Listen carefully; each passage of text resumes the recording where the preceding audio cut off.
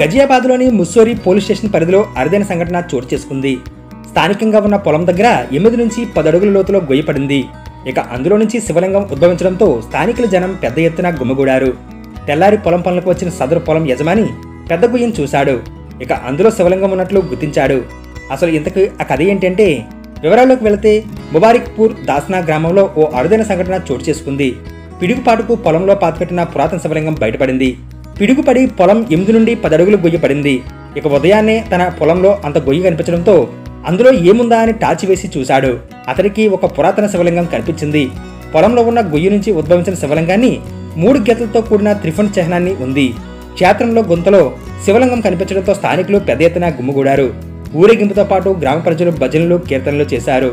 సమీపంలో ఆలయంలో శివలింగాన్ని ఉంచి ఆ శివలింగాన్ని మహిళలు పూజలు చేస్తున్నారు.